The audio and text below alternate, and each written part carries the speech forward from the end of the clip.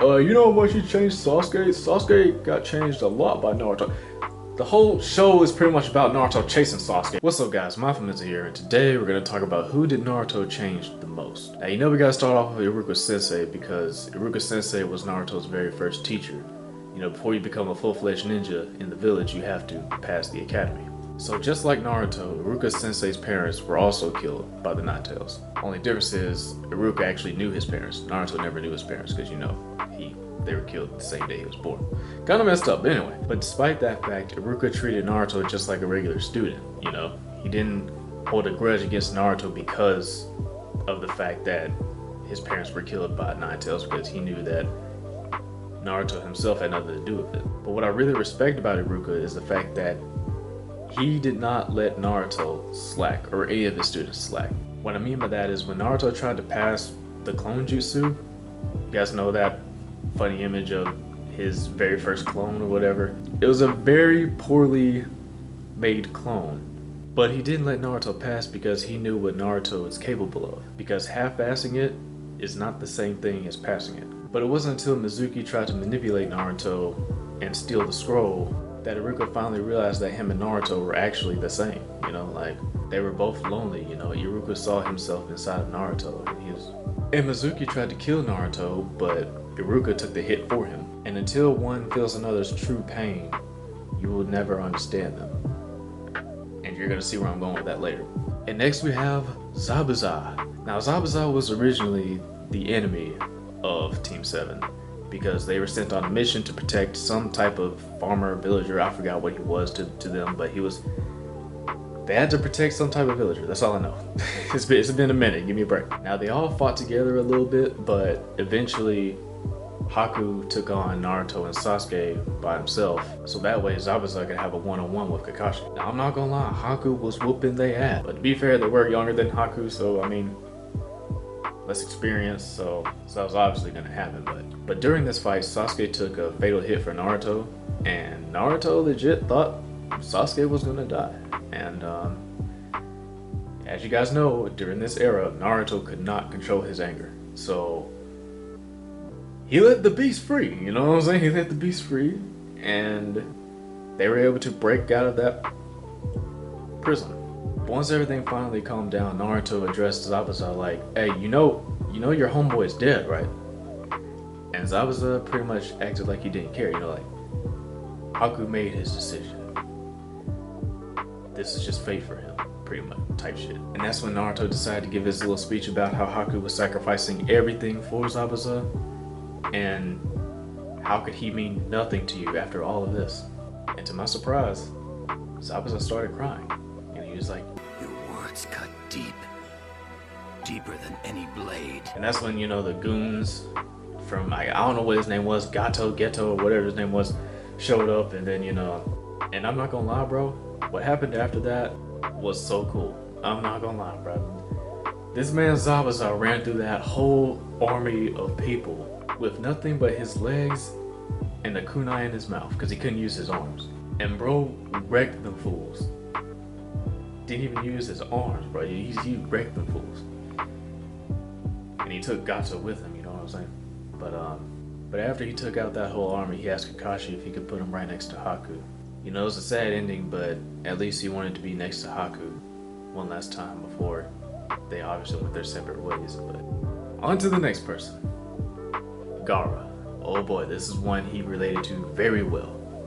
You see, Gaara also had a similar childhood to Naruto because they're both Jinchuriki. You see, Jinchuriki are often treated as plagues on villages, you know, like nobody wants to go near them, no one wants to be around them, no one wants to talk to them, have any interaction with them at all because they're scared of them. And you see, when we first meet Gaara, he is nothing but hatred.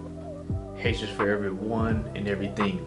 His whole being was hatred. If you look at Gaara's backstory, we all know that he took the life of his mom when he was born.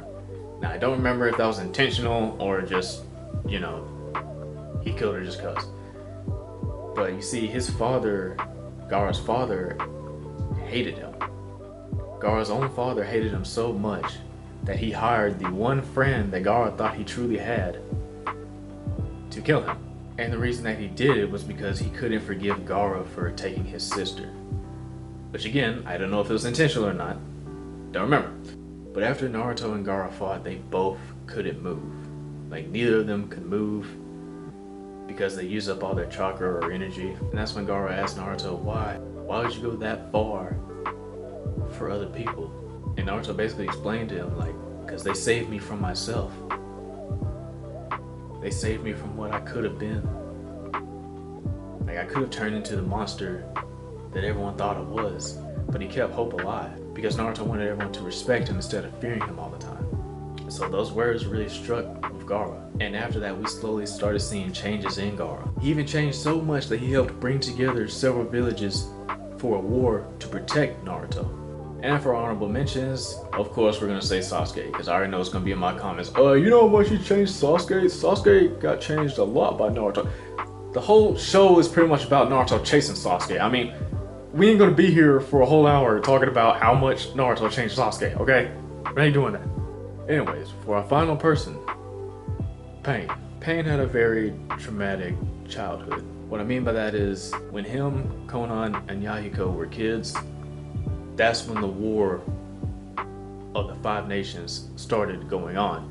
And they used the Hidden Rain as a battleground 90% of the time and practically ruined their village. And when Pain was a kid, his house was broken into by ninja from other villages. And they basically, offed his parents. And so he was made an orphan. And that's when he met Yahiko and Konan, because he was just trying to survive, basically. That's pretty much everyone was trying to do in the Hidden Rain during this time, was survive. But speaking of survival, Jiraiya found these kids and he was like, you know what?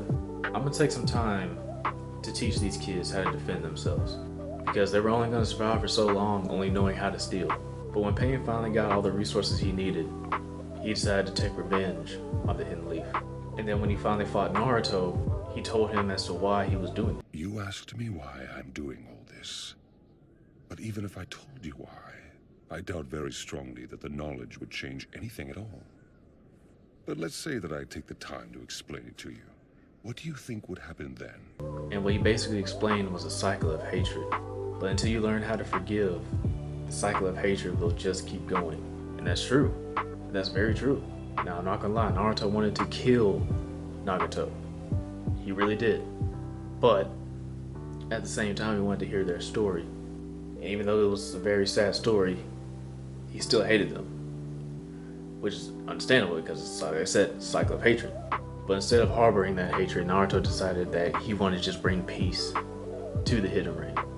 And Nagato was telling him basically, you can't guarantee that something like this won't happen again.